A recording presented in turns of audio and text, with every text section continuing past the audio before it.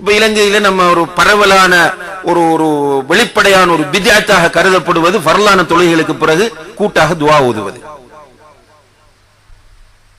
ரசூலுல்லாஹி அலைஹி வஸல்லம் அவர்கள் தொழுகையை A to Z கட்டி தந்தார்கள். எந்த அளவு கட்டி தராங்க என்றால், நீ எப்படி கையை தூக்கணும், தக்பீர் கட்டுறதுக்கு நீ எப்படி கையை தூக்கணும். ரெண்டு ரிவாயத் வருது, ரெண்டு அறிவிப்புகள். ரசூலுல்லாஹி அலைஹி வஸல்லம் ரெண்டு முறையை கற்றுக் கொடுக்கிறாங்க. ஒன்று, உன்னுடைய கை இப்படி விரிக்கப்பட்டிருக்கணும், உன்னுடைய பெருவிரல் ஷோல்டர் தோள்பட்டை வரை வர வேண்டும், இப்படி ஒரு ஸ்டைல். அல்லது உன்னுடைய இந்த பெருவிரல் காது சோனை வரை வர வேண்டும். இப்படி ரசூலுல்லாஹி அலைஹி வஸல்லம் அவர்கள் தக்பீர் கட்டுகிற முறையை சொல்லி தராங்க. அத்தஹியாத்தில் இருக்கும் போது உன்னுடைய இடது கையால் இடது முழங்கால நீ பிடிச்சுக்கணும், வலது கையின் இந்த சின்ன விரலையும் மோதிர விரலையும் மடக்கிக் கொள்ள வேண்டும், பெருவிரலையும் நடுவிரலையும் சேர்த்து வட்டமாக்கிக் கொள்ள வேண்டும், உன்னுடைய சுட்டு விரலை நீட்ட வேண்டும். இப்படி சொல்லி தந்திருக்கிறார்கள். இப்படியெல்லாம் சொல்லி தந்தவர்கள் தொழுகைக்கு பிறகு ஒரு துஆ இருந்தால் அதை சொல்லித்தராம போயிருப்பாங்களா? நிதானமாக நடுநிலையாக அல்லாஹ்வுக்காக நம்ம யோசிக்க வேண்டும். ஃபர்லான தொழுகைக்கு பிறகு இப்ப பெரிய நோட்டீஸ் அடிச்சு போட்டிருக்கிறோம் எல்லா பள்ளியிலையும். அஸ்தக்ஃபிருல்லாஹ் 3 தரம், அல்லாஹும்ம அன்தஸ் ஸலாம் வ மின்கஸ் ஸலாம், லா இலாஹ இல்லல்லாஹ், சுப்ஹானல்லாஹ் 33, அல்ஹம்துலில்லாஹ் 33, அல்லாஹ் அக்பர் 33 எல்லாம் இருக்கு. ஆனால் நம்ம என்ன கேட்கிறோம் என்றால், அல்லாஹ்வுடைய தூதர் சலாம் கொடுத்துட்டு எல்லாத்தையும் சொல்லி தந்துட்டு ஆமீன் அல்ஹம்துலில்லாஹி ரப்பில் ஆலமீன் ஹம்தன் யுவாஃபி நிஅமஹு வ மஸீதா வஃபன்னா யா கரீம் யா ரஹீம் யா அல்லாஹ் என்று துஆ ஓத பின்னால் இருந்தார்கள் ஆமீன் ஆமீன் என்று சொன்னாங்களா என்று கேட்டால் ஒருவராலையும் ஆதாரம் தர முடியாது. இல்ல, சுத்தி விளைப்பாங்க. குர்ஆன்ல வலவாலீன் என்று சொன்னோனே எல்லாரும் ஆமீன் சொன்னாங்களா இல்லையா? என்ன ஆதாரம் என்று பாருங்க.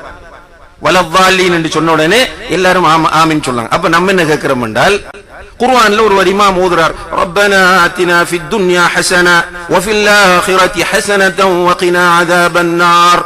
இப்ப ஆமீன் சொல்லுங்க. வலவாலின் என்று ஆமீன் சொல்றாங்க என்ற ஆதாரத்தை நீங்க சொன்னால், ரப்பனா ஆத்தினா ஃபித் துன்யான்றது ஒரு துஆ தானே, குர்ஆன்ல வர ஒரு துஆ. இமாம் இஷா மக்ரிப் தொழுகையில, இஷா தொழுகையில, தராவீஹ் தொழுகையில, சுபஹ்ல ஓதுறாரே, அந்த டைமுக்கும் நீங்கள் ஆமீன் சொல்லுங்கள். சொல்ல மாட்டாங்க. அப்ப இதெல்லாம் தெளிவான ஆதாரம் இல்லை. நான் சொல்ல வர விஷயம் கூட்டு துஆ பற்றி அல்ல. நான் என்ன சொல்றேன்னு கேட்டால், இதை புரிந்து கொண்ட சிலர் என்ன செய்வாங்கன்னா, கூட்டு துஆ இல்லாத பள்ளிக்கு போனா ஓதுறல்ல, அந்த பள்ளியில தொழுவிக்க போனா அவங்க சத்தம் போட்டு பிஸ்மி மோத மாட்டாங்க, கூட்டு துஆ மோத மாட்டாங்க.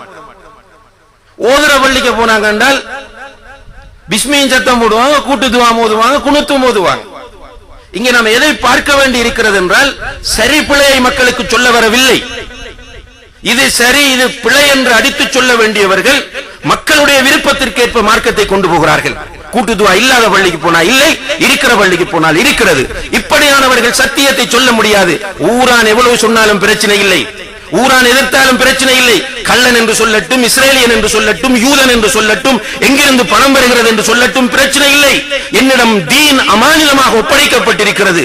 இந்த தீனை நான் சரியாக எத்தி வைக்கவில்லை என்றால் நாளை மறுமையிலே அல்லாஹ்விடத்தில் நான் போய் நிற்க வேண்டி வரும் என்கிற பயத்தோடு அடித்தாலும் உதைத்தாலும் இந்த மார்க்கத்தை சொல்லிக் கொடுக்க வேண்டும் என்பவன் தான் உண்மையாக மார்க்க அறிஞனாக இருக்க முடியும். அல்லாஹ்வை எப்படி வணங்க வேண்டும் என்கிற விஷயம் மக்களுக்கு சொல்லிக் கொடுக்கப்படாமல் போனதற்கான காரணம் இது. அதனால மக்களும் பழையிட்டா, மக்களை குறை சொல்ல இயலாது. எவ்வளவு மக்கள் சொல்ல சொல்ல கேட்டு கேட்டு யோசிச்சு அல்ஹம்துலில்லாஹ் இன்னைக்கு நேர்வழியை நோக்கி வந்து கொண்டிருக்கிறாங்க. அல்ஹம்துலில்லாஹ். ஆரம்பத்தில் எல்லாம் நீங்க உங்களுக்கு இந்த ஒரு வரலாறு உங்களுக்கு தெரிந்திருக்கும். ஒரு பயான் நிகழ்ச்சி நடத்துறது பெரிய சேலஞ்ச். அடிக்க வருவாங்க, போலீஸ்ல கம்ப்ளைண்ட், எவ்வளவு பிரச்சனைகள்.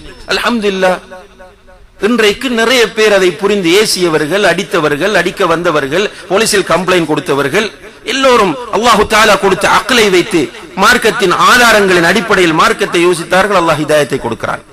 மக்களுக்கு எல்லோரும் இந்த மௌலவிகளும் பயந்திருந்தால், மக்கள் நம்மளை ஏசுவார்கள், திட்டுவார்கள் என்று பயந்திருந்தால், கண்ணியத்திற்குரியவர்களே, இன்றைக்கு இந்த தீன் நம்மிடத்தில் வந்து சேர்ந்திருக்குமா?